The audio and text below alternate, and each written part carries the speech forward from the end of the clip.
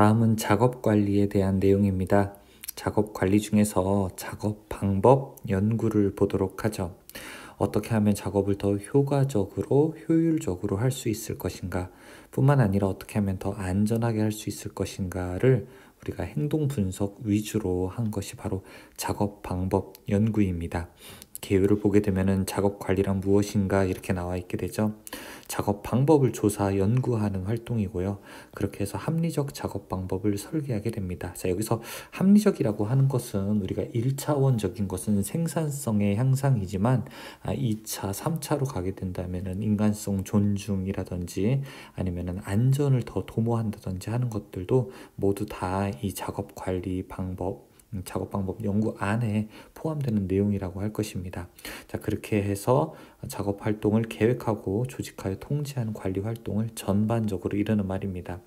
관리 절차는 문제점이 발견된다면 그것을 우선 분석해야 되고요. 그 다음에 중요도를 발견하고 개선안을 만들고, 자, 그것이 개선안이 잘 시행됐는지 확인하고 표준 작업을 설정하는 단계로 넘어가게 됩니다. 관리를 하는 내용은 무엇이 있는지 보도록 하죠. 첫 번째는 공정을 분석하는 겁니다. 자, 생산 공정이나 작업 방법의 내용과 자, 조건은 공정 순서에 따라 여러 종류의 기호와 표현 형식으로 분석 조사해서 개선 방안이나 자료를 얻습니다. 이제 제품 공정 분석도 있고요. 사무 공정 분석도 있고 작업자의 공정 분석도 있습니다. 공정 분석이 끝나게 되면은 이제 그 다음은 작업 분석으로 넘어가게 됩니다. 이 작업자 개개인 중심으로 어떤 일을 하게 되는지 그것을 개선하고자 하는 목적으로서 작업 분석이 들어가게 되는 거죠. 그리고 작업자의 동작 분석을 행하게 됩니다. 불필요한 동작은 없는지, 낭비되는 요인이거나 불합리한 요인들, 불합리한 동작들은 없는지 그것들을 파악하게 됩니다. 제가 이걸 좀 꼭 드리고 싶은 그 이야기가 있는데요. 여러분이 전기 기능장인지 실기로 가시게 되면은 전기 기능장 실기 작업은 상당히 빠른 속도로 전체 작업을 완성해야 됩니다. 그런데 빠른 속도로 완성할 때 어떤 분들은 되게 동작이 빨라야 된다고 생각을 하지만 사실 제가 보았을 때는 불필요한 동작들을 굉장히 많이 하는 경우를 볼 수 있습니다. 이제 유튜브 영상 올라온 것 중에서 전기 기능장 실기 처음부터 끝까지 한 번에 보기라고 하는 제 영상 보시게 되면은 제가 이렇게 많이 서두르지 않습니다. 땀도 나지 않아요. 하지만 가급적 저는 불필요한 동작을 제외하려고 노력을 하게 되는데요. 그러한 이유는 제가 과거 이제 전기 쪽이 기능 경기 대회 선수 생활을 하게 되면서 가장 많이 이제 코칭 받았던 것이 동작을 급하게 하거나 빨리 하는 것보다는 효율적인 동작을 위해서 불필요한 동작들을 제외하는 것.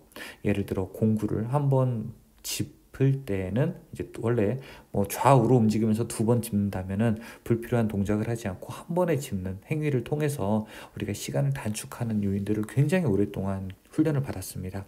그래서 여러분들도 저는 이게 이제 필기에서만 동작 분석이 나오는 것이 아니라 이후에 우리가 전기 기능장 실기를 하게 될 때 그런 작업들을 꼭 염두에 두어야 된다는 측면에서 이 동작 분석은 굉장히 알아두면 좋을 것 같아요.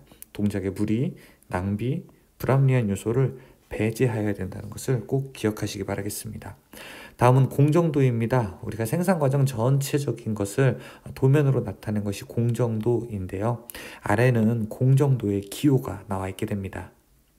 공정도의 기호로서 자, 여기 가공 그냥 하나씩 보십시오.